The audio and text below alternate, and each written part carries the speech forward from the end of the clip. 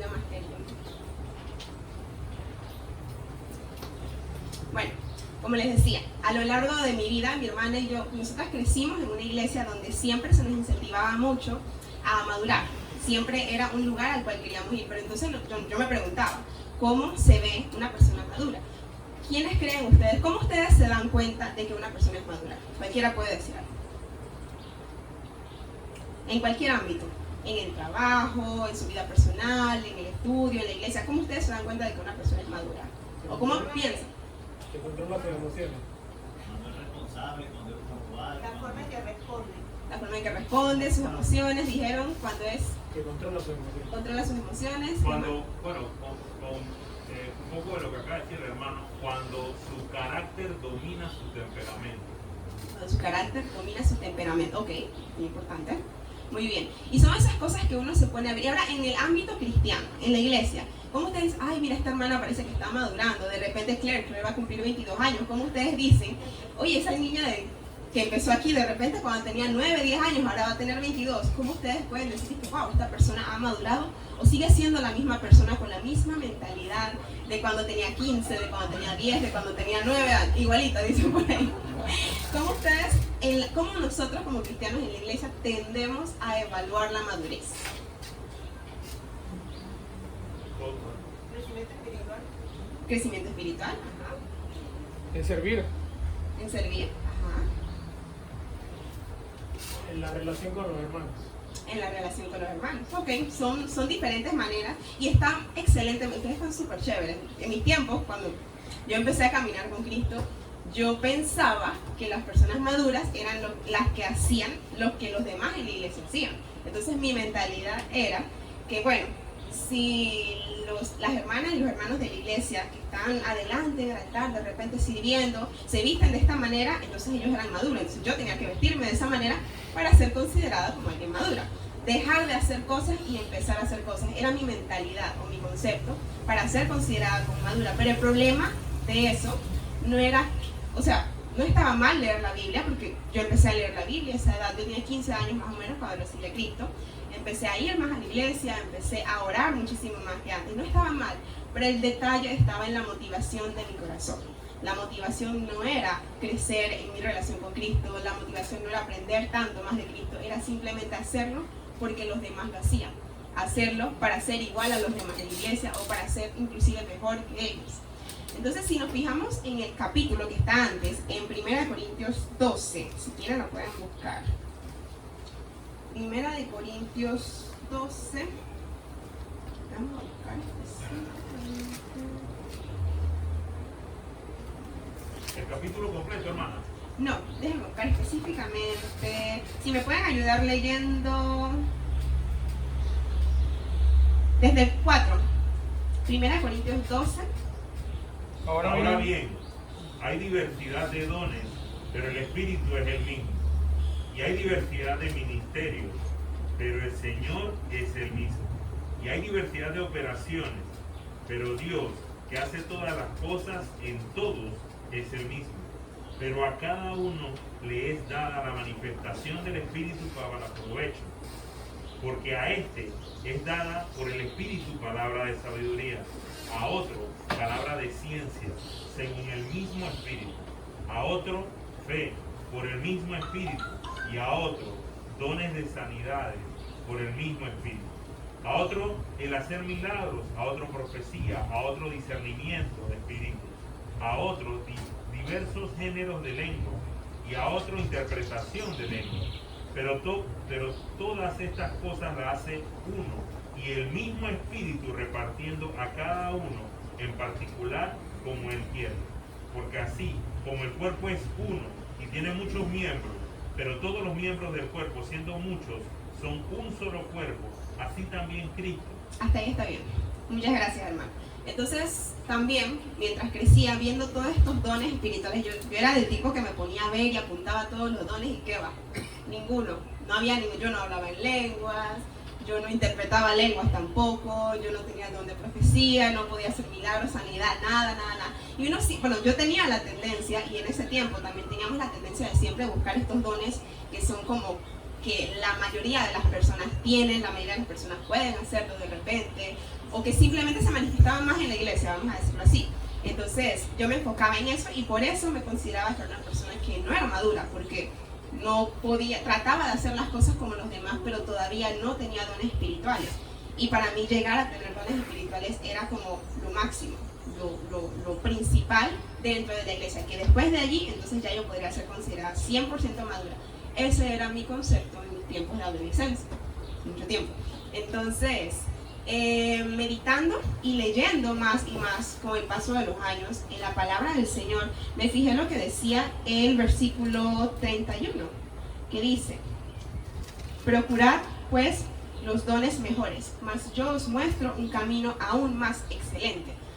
Y yo me quedé emocionada como que, ok, el camino más excelente, ¿cuál es ese camino? Exactamente, ese es el camino más excelente. El hermano dijo, es el amor. Porque yo pensé, dije, bueno, después del 12:31 tiene que haber el 32, y no, se terminaba allí, un camino más excelente. No hice la conexión en ese momento que después del capítulo 12 sería el 13, y entonces era toda una continuidad. Y el camino más excelente del que nos está hablando aquí el escritor de este libro, Pablo, es el amor. Específicamente nos está hablando del amor. Entonces, si nos ponemos a pensar, ¿cómo es posible que el amor sea un camino aún más excelente que los dones espirituales, el don de sanidad? Hay mucha gente enferma por allí. Si yo tuviese el don de sanidad, ¿cuántas personas no pudiese ayudar? Hay muchas personas que necesitan también esa palabra de Dios. Hay muchas personas que tienen tanta necesidad de tantas cosas, y con los dones espirituales se asume o se cree que podemos hacer muchas cosas maravillosas. Pero entonces, ¿por qué Pablo nos dice que este camino es aún mayor? Entonces, ¿por qué el amor es un camino mayor? Primeramente, porque sin amor nosotros estamos vacíos. El segundo punto es porque el amor nos hace parecernos más a Cristo. Y el tercero es porque el amor dura para siempre. Y ahora vamos a ver esos 3 puntos según los versículos que están en 1 Corintios 13. Primeramente, sin amor nosotros estamos vacíos. 1 Corintios 13, del 1 al 3. ¿Quién puede leer? Del 1 al 3. Si yo hablase lenguas humanas y angélicas, y no tengo amor, vengo a ser como metal que resuena o címbalo que retiñe. Y si tuviere profecía y entendiese todos los misterios y toda ciencia, y si tuviese toda la fe, de tal manera que trasladase los montes y no tengo amor, nada soy. Y si repartiese todos mis bienes para dar de comer a los pobres, y si entregase mi cuerpo para ser quemado, y no tengo amor, de nada me sirve. Exactamente.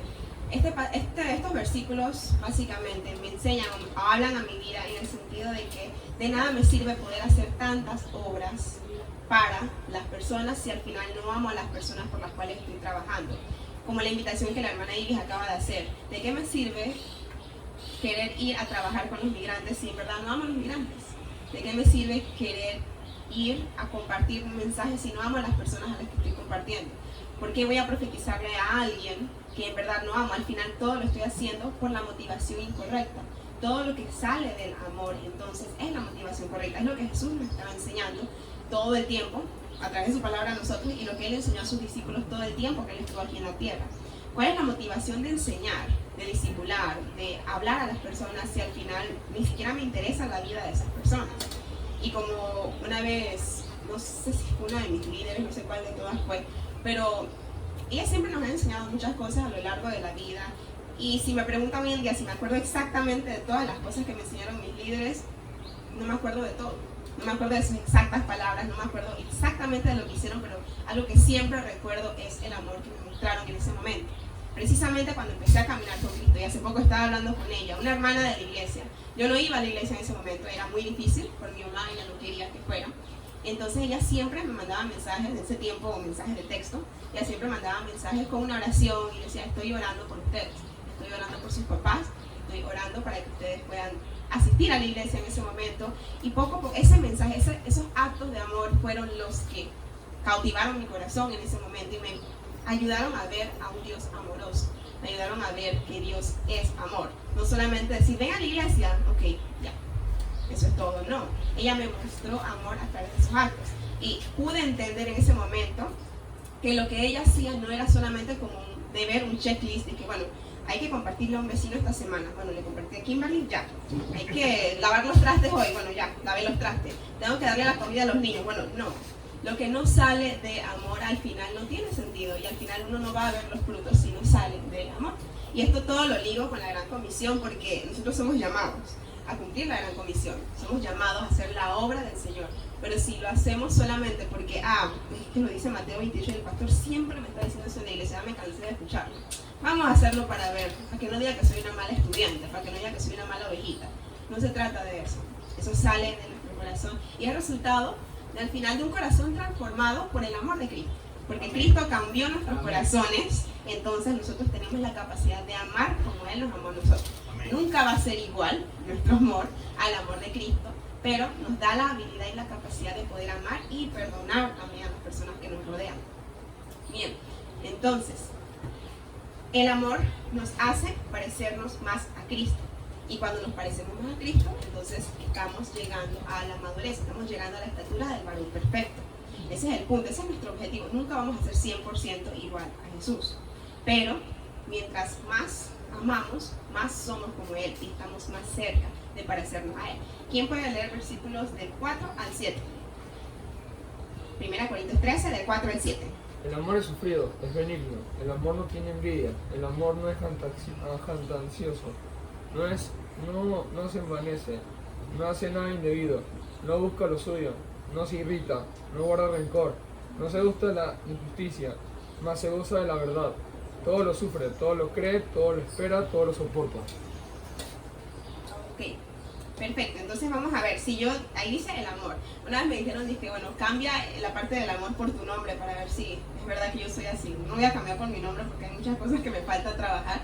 Pero si lo ponemos en general y decimos, en vez de decir el amor, decimos una persona madura o la madurez es sufrida, es benigna, no tiene envidia. Entonces nos ponemos a analizar.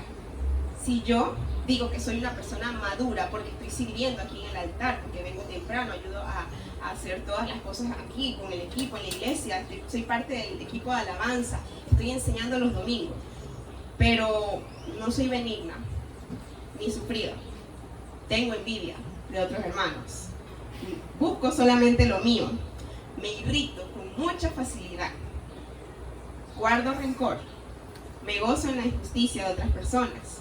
Entonces, en verdad, podré considerarme como una persona que ama, una persona madura. Yo creo que todavía no. No importa cuántos roles, cuántos cargos tengamos al final. ¿Cómo dice? No. Exactamente. No. No importa cuántos roles, cargos, cómo nos vistamos, qué cosas veo, qué cosas no veo. Y bueno, todo eso influye, ojo. Pero a veces esas solo son apariencias. Nosotros le mostramos a las personas lo que queremos que ellos vean. Pero una cosa que siempre le digo a mis amigas es que si quieres conocer a una persona muy bien, ponla bajo presión. Cuando esa persona está bajo presión, tú vas a conocerla de verdad, de verdad, de verdad. Porque bajo presión es muy difícil para nosotros actuar con pantallas. Ahí vamos a mostrar verdaderamente cómo somos y verdaderamente qué hay en nuestros corazones. Cuando estamos en una situación difícil en el trabajo, ok, ¿qué voy a hacer? ¿Hago lo correcto según la palabra de Dios? ¿Me dejo guiar por Él, por el Espíritu Santo? ¿O actúo conforme a mis deseos, mi mecanismo de defensa? No quiero que me despidan, necesito el dinero, entonces voy a hacer las cosas como yo quiero hacerlas o como yo sé hacerlas. Cuando tengo que perdonar a una persona que me hizo mucho, y eso es muy difícil perdonar. O sea, quizá no hemos experimentado situaciones muy fuertes, otras veces sí las hemos experimentado, pero desde lo pequeño hasta lo grande es difícil perdonar. Eso va contra nuestra naturaleza porque queremos que se nos haga justicia. Entonces casi siempre queremos orar, Señor, hazme justicia, Señor, hazme justicia, que la ira de Dios caiga sobre él. Mía es la venganza, dice tu palabra, Señor, por favor encárgate de esa persona que me hizo. Y vamos a ir buscando esos versículos que nos convienen, ¿no? Pero se nos olvida la parte de perdonar. Una persona madura es capaz de perdonar. Y perdonar... Amén. Y perdonar no significa olvidar o que me dé amnesia, que, oye, Kimberly, no es que no me acuerdo de lo que me hiciste. Perdonar es recordar con amor, recordar sin dolor, recordar sin rencor. Por eso es que dice que el amor todo lo sufre, literalmente, lo sufre. No tiene rencor, no tiene envidia. Entonces, una persona madura es capaz de hacer todas estas cosas como Jesús lo hizo. En Mateo 26 es un pasaje que leí hace mucho tiempo, pero cuando lo volví a leer hace poco, me impactó mucho ver todo lo que estaba ocurriendo. Muchas cosas estaban pasando en esa cena. Era Jesús en la última cena con sus discípulos. Y lo interesante de todo es que Jesús ya sabía que Judas lo iba a entregar. Jesús ya sabía que Pedro lo iba a negar. Jesús ya sabía que todos sus discípulos iban a oír y que él se iba a quedar allí solito. Y ya. Pero aún así, en medio de todo, él tuvo el amor suficiente para sentarse con esas personas, hablar con ellos, comer con ellos, luego invitarles a orar. En medio de todo eso, yo no sé, pero si yo supiera que una de mis mejores amigas, o amigas muy cercanas, inclusive mi hermana, mi mamá, mi papá, me fuera a traicionar, y estamos y que todos cenando en la casa bien pretty, yo no voy a ponerme a conversar con ellos como si nada hubiese pasado. O sea, no ha pasado todavía, pero ya yo sé lo que van a hacer, yo voy a hablar. Voy a mostrarles mi disgusto. Voy a mostrarles mi disgusto. Con amor y cariño, pero voy a tratar de mostrarles, o tratar de convencerlos para que no lo hagan. Yo no sé, voy a buscar la manera de expresarles cómo me siento yo, egoístamente. Se me olvida. ¿Cómo? Pero eso era necesario. Era necesario. Y también es que Jesús es amor. Jesús es amor, totalmente. Cuando nosotros lleguemos al nivel de poder conversar o cenar con traidores, porque eso fue una cena con traidores, cuando podamos cenar con traidores, entonces ya estamos como que a otro nivel. Es muy difícil ese nivel de amor que tenía Jesús. Él mostró ese amor a sus discípulos, mostró ese amor al morir por nosotros en la cruz, y quiere que nosotros también mostremos ese amor a las personas que nos rodean. Día a día ustedes se reúnen con diferentes personas. Personas con las que trabajan, personas con las que viven de repente, que son familiares que no conocen a Cristo, sus vecinos, sus amigos de la infancia que quizás no los ven todos los días, pero están allí o estuvieron en contacto con ellos por un tiempo.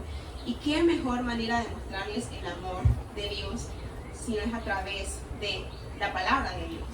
El mejor regalo que le podemos dar a alguien es la oportunidad de conocer a Jesús. Nosotros no somos el Espíritu Santo, nosotros no cambiamos corazones, no convencemos a nadie, pero es muy lindo cuando le damos la oportunidad a alguien de escuchar acerca de Jesús. Toda la vida, hasta el sol de hoy, voy a estar agradecida con mi amiga, que pobrecita, la muchacha le tocó difícil. Me invitaba, ella no me compartió, solo me invitaba a su iglesia, me invitaba y yo todas las cosas que ustedes se les puede ocurrir, yo las inventaba. Estaba en el colegio, inventaba desde primer año hasta tercer año, creo que fue. Ya en tercer o segundo año, ya yo como que chuzo, pobrecita la muchacha, tantos años insistiendo. Y yo era católica, ella me acompañaba a la iglesia siempre, no siempre, mentira, pero algunas veces me acompañaba. Y entonces yo dije, chuzo, la muchacha ya ha venido acá conmigo, me estaba invitando hace tiempo. Yo estaba en un grupo de coreografía, ha ido a mis presentaciones también, y esta vez ella me invitó a una obra de teatro, un drama que se llamaba El hijo del juguetero. Y yo dije, bueno, la muchacha va a participar en su obra, a pesar de que está en su iglesia, vamos a apoyarla, pobrecita, ya tenía mucho tiempo insistiendo. Y ahí fue que el Señor entonces me permitió entender acerca de su amor. Y fue lindo poder ver que todo lo que ella estuvo tratando de explicarme de repente, a lo largo de 2 años, en ese momento, pues fue el momento de Dios. Y pude entenderlo, pude ver el amor de Dios literalmente en un idioma. A mí me gustan los niños, así que cuando me hablaban de juguetes, hijo de juguetero y todo eso, eso era como que Dios hablando mi idioma, totalmente. Y entendí su amor en ese momento. Y comprendí que mi amiga, literalmente, ella fue el amor sufrido. Ella sufrió hasta el momento que mi hermana y yo decidimos ya aceptar esa invitación. Y ahí pude ver también en ella una persona totalmente madura. Ella no se enojó ni se gritaba porque yo le decía que no, y me decía, si tú no vienes yo no voy, no. Ella actúa, a pesar de ser bastante inmadura, nosotras dos a esa edad, ella actuó como una persona bastante madura al esperar pacientemente y al mostrarme su amor hasta que Dios dijera como que ya, este es el momento de que él hiciera esa transformación en mi vida y en la de mi hermana, porque fue las dos a la misma vez. Entonces, el amor nos va a llevar a parecernos más a Cristo. La mayor muestra de amor de Jesús hacia nosotros fue morir en la cruz por nuestros pecados. No significa que nosotros íbamos a morir por los pecados de las personas, porque no nos ha llamado Dios a morir por los pecados de nadie. Él nos ha llamado a compartir acerca de su amor a otras personas, acerca de ese sacrificio que Él ya hizo en esa cruz por cada uno de nosotros, para que ellos también puedan tener salvación. El tercer punto es ¿por qué el amor es el mejor camino? Primeramente hablamos de que el amor es el mejor camino porque sin amor estamos vacíos. Todo lo que hacemos no tiene sentido, lo hacemos nada más por motivaciones equivocadas. El segundo es porque el amor nos hace madurar y parecernos más a Cristo. Y el tercer punto es porque el amor dura para siempre. Versículos del 8 al 10. ¿Quién puede leerlos? El amor nunca deja de ser, pero las profecías acabarán, y cesarán las lenguas, y la ciencia acabará, porque en parte conocemos y en parte profetizamos. Mas cuando venga lo perfecto, entonces lo que es en parte se acabará. Exactamente. El amor dura para siempre. Eso es lo que nos enseñan estos versículos. Todas las cosas en esta vida pasan. Todo pasa. Los problemas pasan. Las enfermedades no son para siempre. Y si duramos un montón de tiempo aquí en la tierra, en la eternidad no hay enfermedad. El dolor pasa. La familia pasa. El dinero pasa. Todo en esta vida va a pasar, menos el amor. Y mucho menos el amor de Jesús. Ese amor que tiene por cada uno de nosotros es para siempre. Quizá algún día yo no voy a tener la oportunidad de ir a diferentes lugares, de repente a trabajar con los migrantes. Quizá no voy a tener la oportunidad de compartir el Evangelio de Jesús. No sabemos qué va a pasar mañana. Quizá todas las cosas que nosotros podemos hacer hoy, con nuestros pies, con nuestras manos, ir a diferentes lugares, hablar con diferentes personas, va a llegar un momento en nuestras vidas que quizá ya no podamos hacer todo eso. Pero como les decía, ¿qué es lo que queda siempre en nuestros corazones? El amor por las personas. El amor por aquellos pueblos a los que estamos tratando de alcanzar. Por ejemplo, algunos tienen llamado para servir fuera de Panamá, ir a estos lugares donde el Evangelio es difícil de predicar, ir a Afganistán, como estábamos viendo en el video. Otros tienen el llamado de servir a diferentes tribus indígenas aquí en Panamá. Otros simplemente tenemos el llamado de servir a los que están a nuestro alrededor, pero todos tenemos el llamado de servir a Dios de una u otra manera. Quizá ahora que de repente estamos jóvenes podemos ir a las montañas, podemos ir a compartir mensajes, podemos ir a repartir tratados en la universidad. Nosotros hacíamos eso bastante. Íbamos a la universidad, después terminábamos yendo a compartir tratados por todas partes de la universidad, o en el Parque Omar, todas esas actividades que en algún momento de repente pudimos hacer. Quizá llegue un momento en el que no podamos hacerlo libremente en Panamá, o por nuestras fuerzas, por enfermedad, por compromiso, pero lo que nunca cambia en nuestros corazones es el amor que sentimos por la palabra del Señor, por el Señor también, y por su obra. Eso es lo que siempre permanece, y lo que las personas van a recordar de nosotros siempre es eso, el amor que tuvimos por su pueblo, el amor que tuvimos por las tribus a las que estamos sirviendo, el amor que tuvimos por Dios también, obviamente, primeramente por Dios y segundo por su obra, por la gran comisión. Así que es la mayor inversión, una de las mayores inversiones que podemos hacer es invertir en la vida de otras personas. Nunca somos muy jóvenes para hacerlo, ni muy viejos para hacerlo, jamás. Nunca somos muy jóvenes para hacerlo. Después de recibir a Cristo, yo empecé a leer la Biblia por la misma amiga que me invitó a su iglesia. Ella me decía, bueno, yo leí la Biblia completa. Y yo le dije, eso es imposible. No sé si aquí en Panamá eso es algo, pero en Bocas teníamos un dicho de que el que lee la Biblia completa se vuelve loco, literalmente. Eso era un dicho allá. No sé si aquí también pasaba. Pero yo le decía a ella, pero yo creo que tú no estás loca. Me parece un poquito loca, pero creo que no te volviste loca. ¿Cómo es posible que hayas leído la Biblia desde Génesis hasta el Apocalipsis? Es imposible. Ella me dijo que sí, yo lo leí. Y cuando ella me dijo eso me desafió, porque yo dije, si ella puede, yo también puedo.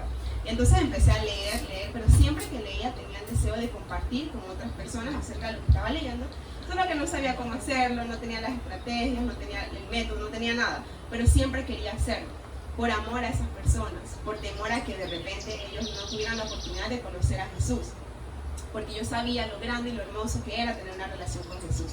Así que aunque era un adolescente de 15 años, nadie me prestaba atención. Mi hermana literalmente se paraba enfrente de su salón con un poco de compañeros que nada que ver con Cristo, se paraba enfrente del salón a compartir de Jesús. No les estoy diciendo ahora que todos vayan a hacerlo, si el Señor lo pone en su corazón, háganlo, porque la palabra no vuelve así.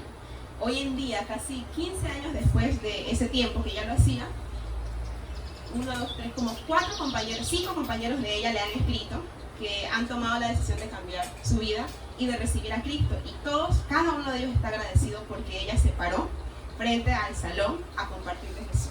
En ese momento ninguno le prestó atención, ninguno mostraba interés, pero se notó que la palabra fue sembrada porque todos ellos recordaron que ella se paró frente al salón a hablarles a ellos acerca del amor de Jesús. Ese mensaje era tan importante, era de vida o muerte. Era de vida o muerte para ella. Sintió que era necesario que sus compañeros también lo escucharan. Ella los amó de la mejor manera en que pudo amarlos, sí siguió siendo su amiga, a pesar de que la ignoraban, le hacían burla y todo, pero ella siguió mostrándose amiga y todo. Pero lo que quiero decir es que yo podría decir que ella estaba muy joven, tenía 16, 17 años, no estaba muy joven. Una vez la palabra de Dios entra en nuestras vidas y nos cambia, nos transforma, nos impacta, no somos muy jóvenes ni muy viejos para poder compartir acerca del amor de Dios. Otro ejemplo, la señora María Elena Díaz, ella falleció hace poco, era la esposa del señor Johnson, el director de nuestra organización. Ella, después de muchos años de servir a Dios aquí en Panamá, ya empezó a tener problemas de salud y no podía salir a hacer sus discipulados, así que primeramente empezó a invitar a sus discípulas a su casa para que se reunieran, y a veces ella en cama, y todo el montón de discípulos así alrededor de la cama, todas estudiando la palabra, porque ya no se podía parar de la cama en ese momento. Si se sentía mal, oraban por ella en ese momento. Yo me acuerdo que recibí un entrenamiento de un material que le llamamos Magdalena, Reflexiones de Esperanza, con ella en la cama, literalmente. En cama estaba la señora, podía hablar, podía compartir, podía orar, y estaba allí echando chiste con nosotros mientras estaba pasando dolor. Después, cuando ya no podía de repente hacer las reuniones de discipulado, ella dijo, dije, bueno, yo no me voy a jubilar de la obra del Señor, yo sigo hasta que me muera. Ella era misionera a tiempo completo. Entonces, ¿qué hizo ella?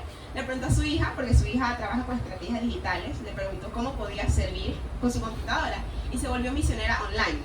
Entonces recibía correos de bastantes personas que estaban pasando situaciones muy difíciles en su vida, que tenían dudas, que querían suicidarse, querían conocer de repente un mensaje acerca de, y recibía los correos, oraba por esas personas y las discipulaba en su computadora, en su casa. No tenía que salir a ningún lado y siguió haciendo la obra del Señor. El legado fue bastante grande y fue hermosa la obra que el Señor hizo a través de ella. Lo que quería mostrarles es que no hay límites de edad. Nunca se es muy joven para impactar la vida de las personas que nos rodean, o muy viejo para impactar la vida de las personas que nos rodean. Todos estamos llamados a hacer esto. No es algo que solo va a hacer el pastor, no es algo que solo van a hacer los líderes, o solamente la hermana Iris puede ir allá a trabajar con los migrantes y esa es la gran comisión. Pero alrededor de nosotros, todas las personas que están alrededor de esta área también necesitan escuchar la palabra de Dios.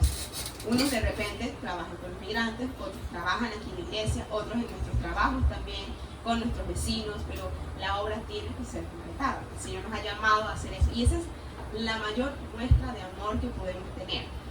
Entonces, si queremos evaluar, sí, es cierto que hay muchas maneras de evaluar la madurez en nuestras iglesias, en nuestras vidas personales hoy en día, pero para mí, uno de los mayores criterios para poder evaluar si una persona es o no es madura es cómo ama a sus hermanos, cómo ama a las personas que lo rodean. No solamente si es un líder o solamente porque, bueno, se puede parar aquí adelante y hablar y utilizar palabras así todas elocuentes y hacer oraciones largas. Uno se hace oraciones largas y kilométricas, en verdad. Y hay personas que oran así bien bonito y todo chévere, pero no creo que ese sea el mejor criterio para evaluar la madurez de una persona. La madurez es llegar a la estatura del varón perfecto que es Jesús. ¿Y qué fue lo que mostró Jesús? ¿Cómo vivió Él?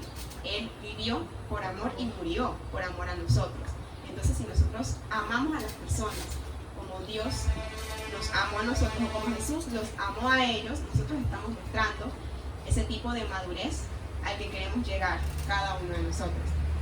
El versículo 11, para terminar, ¿alguien puede leer el versículo 11?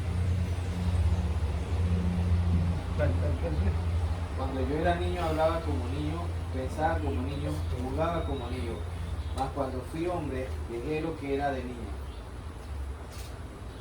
Exactamente. Cuando yo era niño, hablaba como niño, pensaba como niño y juzgaba como niño. Mas, cuando ya fui hombre, dejé lo que era de niño. Ese versículo es algo que yo quisiera decir en mi vida espiritual. Y literalmente, si lo veo en mi vida así física, cuando yo era niño yo veía muchas caricaturas, jugaba con Barbie, no tenía muchas, pero las que podía las jugaba con ellas. Era súper emocionante que mi mamá me trajera una Barbie. Cuando cumplí 14, 15 años, 15 o 16, no me acuerdo, mi mamá fue para Costa Rica a no sé qué fue, y cuando regresó me dijo, Kimberly, te traje un regalo. Yo estaba emocionada, un regalo, a mí me gustan los regalos, es mi lenguaje de amor. Entonces yo pensé que era una ropa, una cartera, unos zapatos. Me trajo una Barbie. Yo dije, una Barbie, que sí, a ti siempre te han gustado las Barbie. Yo dije, sí, pero ya tengo 15, 16 años, ya como que no. Esa era la etapa de cuando yo era niña. Entonces, este pasaje me recuerda que literalmente cada vez que vamos creciendo, avanzando en edad, cambiamos de etapas, nuestros gustos cambian, nuestra forma de pensar, nuestra forma de hablar cambia. Entonces, si nos sentamos a evaluarnos como cristianos, yo recibí a Cristo hace tantos años, vamos a decir, hace 10 años, digamos. ¿Cómo era yo hace 10 años y cómo soy yo ahora? No es como que, bueno, antes yo nada más me sentaba en las bancas y ahora soy la que comparte los mensajes, o ahora soy líder de damas. No, así no. ¿Cómo era yo en mi carácter? ¿Qué frutos del Espíritu Santo yo podía expresar en ese momento? ¿Había amor en mi vida? ¿Había gozo? ¿Había paz? Siempre era una persona de repente irritable, enojada, amargada. ¿Y ahora cómo soy? ¿Estoy trabajando en esas cosas o simplemente he dejado que mi temperamento gobierne sobre mi vida? Entonces, este pasaje es algo que todos deberíamos poder llegar a decir. Cuando yo era niño, cuando yo empecé a caminar con Cristo, yo era así, actuaba como niña, actuaba como una persona natural, no entendía muchas cosas, pero ahora entonces ya dejé las cosas que eran de niño, dejé esos pensamientos, dejé el rencor atrás, dejé la envidia, dejé los celos, dejé ese deseo de no perdonar, el egoísmo, el deseo de que se me haga justicia o hacer la justicia por mis manos. Dejé todo eso para poder aprender a mostrar amor a los demás. Inclusive dejé la vergüenza y el temor de compartir a otros acerca de Jesús, porque tengo miedo de cómo me vayan a ver mis amigos, porque tengo miedo de lo que piensen de mí. Dejé todo eso atrás porque sé que un camino mayor es el amor, y esa es la manera en la que yo hoy en día puedo decir que veo la madurez en nuestras vidas, y espero que ustedes también puedan empezar a sentarse y evaluar: ¿estoy actuando como un cristiano maduro según este criterio, según el criterio del amor? ¿Estoy actuando como una persona que ama a los que me maldicen, ama a los que me tratan mal, a mi jefe que me saca de quicio, ese profesor que me quiere fracasar en la universidad o en el colegio? Estoy amando a esos compañeros que a veces son personas difíciles, que nadie quiere acercarse a ellos porque son como los raros del salón, o simplemente me alejo de esa gente para no quedar mal con las personas que me rodean. ¿Estoy madurando en el amor hacia los demás que me rodean, o simplemente estoy en el mismo lugar que hace 10, 5 o 3 años, el lugar donde yo estaba antes? Y bueno, ese es el mensaje que quería compartir con ustedes esta mañana, esta tarde ya.